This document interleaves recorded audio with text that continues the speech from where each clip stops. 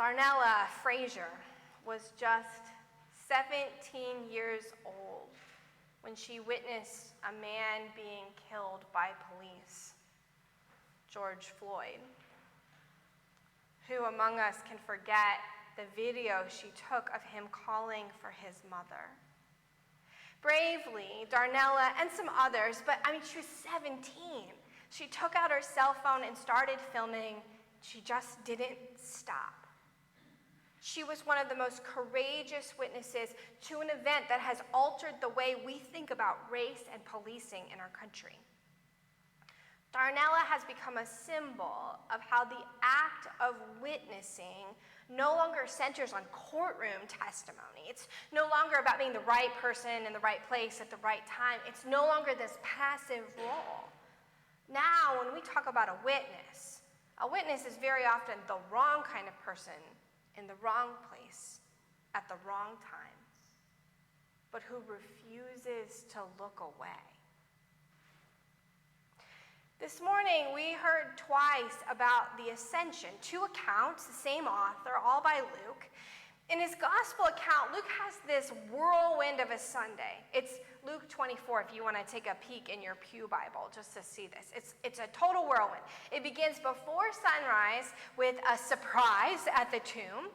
It includes a day-long walk to Emmaus, a last-minute dinner invitation, an evening run, I guess a sprint apparently, all the way back to where the day had started, and then what must be a candlelit walk to Bethany.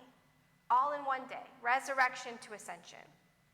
And somehow the disciples still have enough energy to return to Jerusalem with great joy, where I would be like huffing and puffing, bringing up the rear. Sometime later, when Luke pens Acts, he takes a more measured approach, letting the disciples catch their breath a bit and has some time to ask questions, not that they get very clear answers. And when they finally make it to the mountaintop 40 days later, well, now we finally get some details. We got some flashy outfits going on and a mysterious cloud, so on and so forth. And there are a few things in common between these two stories. Among other things, Jesus starts on the ground and disappears into the sky. But even the words that describe his ascent are different words in each account. But there's one word that's in common. It is what Jesus calls the disciples to be in his absence: witnesses. The watchers and observers and onlookers who testify, who reveal the truth of the gospel, of what happened in this Jesus event. But here's the thing.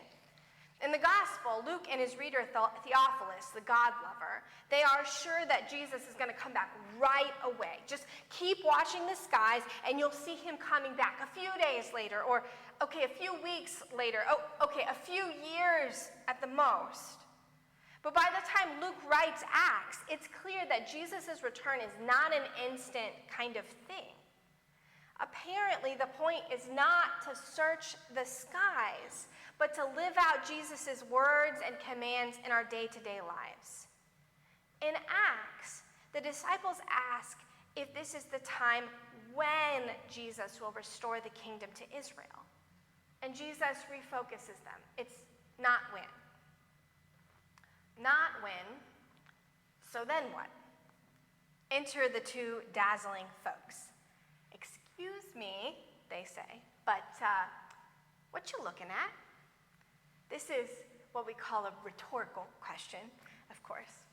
It's funny, lots of commentators call these people angels, but Luke is really great at identifying angels. In the first couple of chapters of the gospel, there are like angels everywhere. They appear to priests and girls and shepherds. So Luke doesn't call these folks angels. But it's also not the first time that we've seen them either.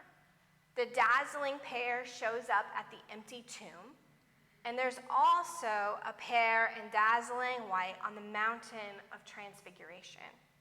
It's likely that they are Elijah and Moses, 2 folks who also have a history of kind of disappearing from view. Even so, how do the disciples respond to this question? What? What should we be looking for if not Jesus' return? And the pair points out that Jesus, who was taken up into heaven, will come in the same way that he went. And I guess that I always thought that this was like hitting rewind on the VCR. Jesus goes up and then Jesus comes back down. But technically speaking, that's not the same way. That's the opposite way. It's not like a VCR going up and back. More like a GIF playing again and again and again. Jesus ascends, and then in order to ascend again, Jesus comes low again and again and again. It isn't a when question, and the what is already answered. The question is where?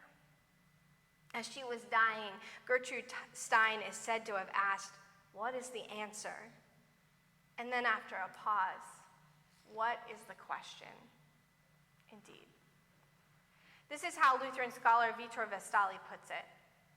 It is from down below that Jesus comes. Don't look into heaven.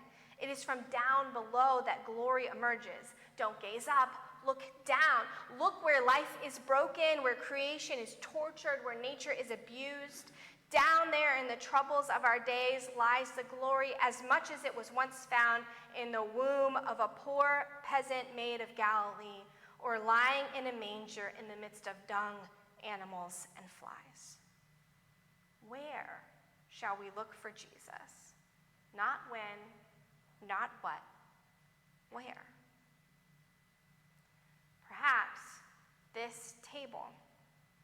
The ultimate mystery of ascension makes its home weekly at this table, the place where the risen and ascended Christ promises to be present without fail. Every week, Jesus comes low again. Bread is broken. Wine is poured out. And then the miracles begin. The weary witnesses are fed. The broken ones are healed. And the table widens again and again to make space for those without a table, without a home, without a community, without friendship, without love. Where? Not what or when, because the when is always now and the what is always the presence of Christ.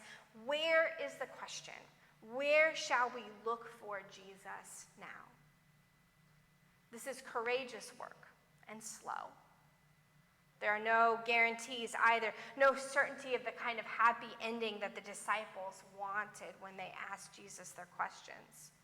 After all, in the disciples' lifetime, the word for witness, martyria, martyr, will become the word for the one who died because of their faith. But there's a promise.